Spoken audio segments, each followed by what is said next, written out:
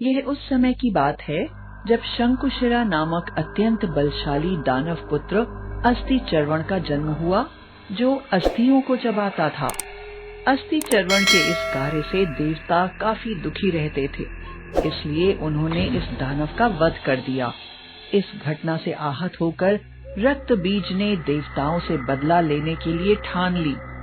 इसके लिए रक्त बीज ने ब्रह्म क्षेत्र में लगभग 5 लाख वर्षों तक तप किया। परिणाम स्वरूप ब्रह्मा जी प्रसन्न हुए और रक्त बीज के सामने प्रकट हुए। ब्रह्मा जी बोले, मैं तुम्हारी तपस्या से प्रसन्न हूँ, बस कहो क्या चाहिए। रक्त बीज ने कहा, प्रणाम ब्रह्मदेव, मुझे अमर होने का वरदान दीजिए। हिरण्यकश्यप की तरह मुझे देवता, दानव, गंधर्व, यक्ष, पिशाच, पशु पक्षी, मनुष्य आदि कोई भी ना मार सके, ऐसा वरदान दीजिए देव। तथास्तु, मैं तुम्हें ऐसा वरदान देता हूँ कि युद्ध में अगर तुम्हारे शरीर से एक भी रक्त की बूंद जमीन पर गिरेगी तो उससे नया रक्त बीज जन्म लेगा। तुम पर विजय पाना किसी के लिए भी असंभव होगा। ब्रह्मदेव से यह वरदान पाते ही रक्त बीज ने कई युद्ध लड़े, देवताओं को भी पराजित कर दिया। धीरे धीरे धरती पर उसका दुराचार बढ़ गया। मैं अमर हूँ।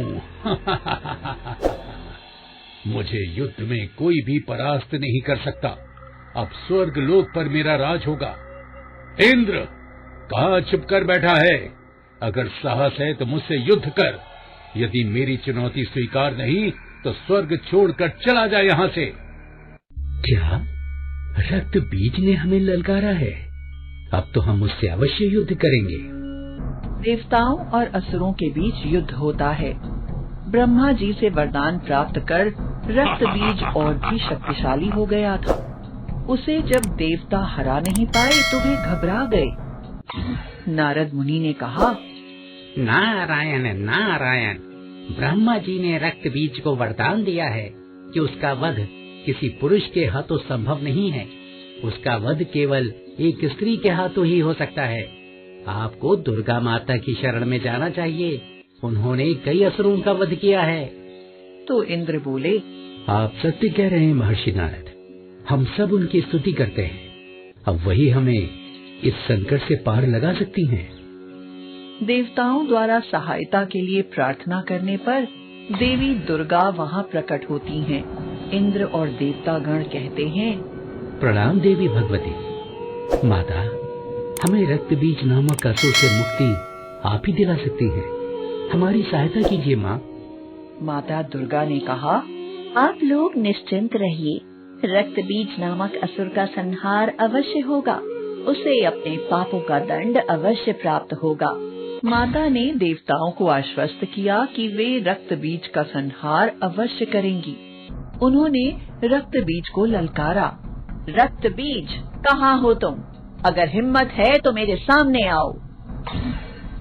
तो एक साधारण अबला स्त्री मुझ जैसे बलशाली योद्धा को युद्ध के लिए ललकार रही है। तो मेरा कुछ नहीं बिगाड़ पाएगी। मुझे तो अमृत का वरदान मिला है। रक्त बीज, अब तेरी मृत्यु निश्चित है। अब मेरे हाथों से तुझे कोई भी नहीं बचा पाएगा। अब तू मेरा वध करेगी। देखता हूँ ये कैसे संभव होता है। माँ दुर्गा और रक्त बीज के बीच घमासान युद्ध होता है।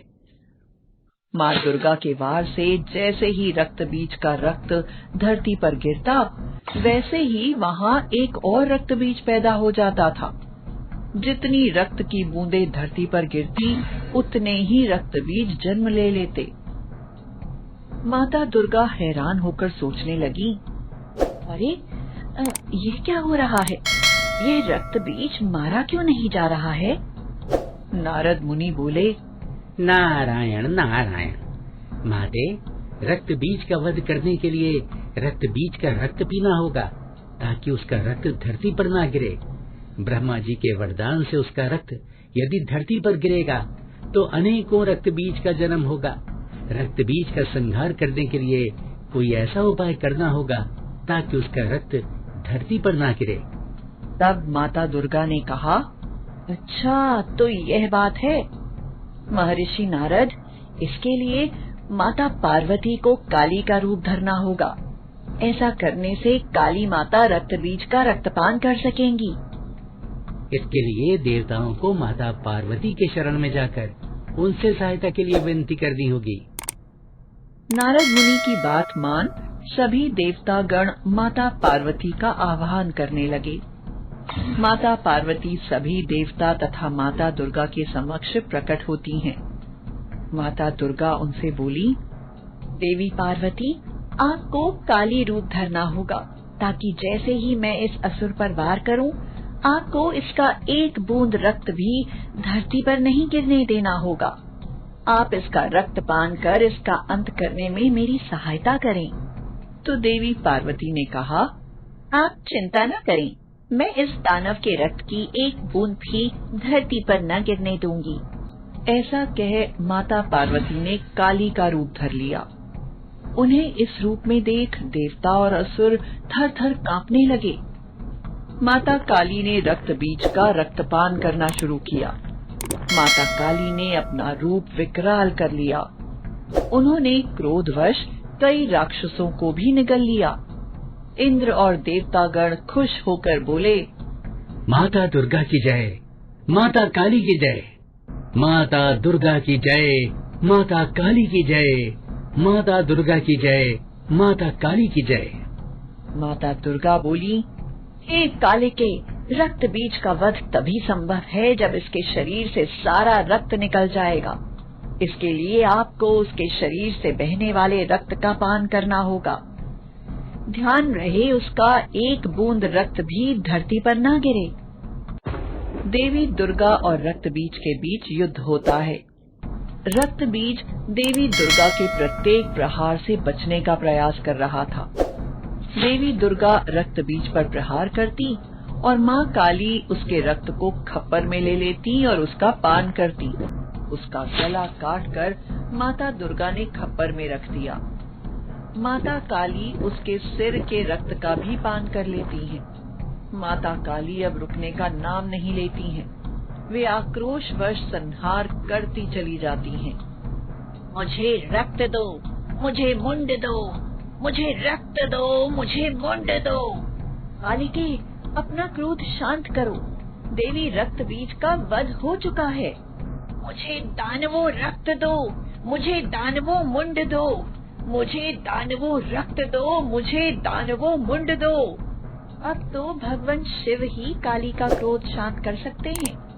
आप लोग भगवान शिव से प्रार्थना करें देवगण।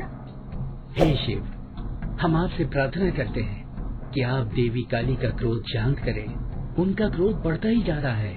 यदि उन्हें नहीं रोका गया तो पूरी सृष्टि का विनाश हो जाएगा। प्रभु, मुझे दानवों रक्त दो, मुझे दानवों मुंड दो, मुझे दानवों रक्त दो, मुझे दानवों मुंड दो। देवी का क्रोध आक्रामक हो गया था। वे हवा में ही संहार करती जा रही थी। उनका क्रोध शांत करने के लिए भगवान शिव धरती पर लेट जाते हैं। जैसे ही देवी काली का पैर शिवजी के शरीर पर पड़ जाता है, तो शिवजी को अपने चरणों में पड़ा देखकर देवी काली की जीभ बाहर आ जाती है और वे अपने वास्तविक रूप में आ जाती हैं और कहती हैं, महादेव, आप मुझे क्षमा कीजिए, मैंने क्रोधवश आपको देखा नहीं। सभी देवगण शिव, पार्वती और दुर्गा जी की जय जयकार करते हैं। वीडियो को लाइक करो और शेयर करो और हाँ, हमारे चैनल को सब्सक्राइब करना मत भूलना।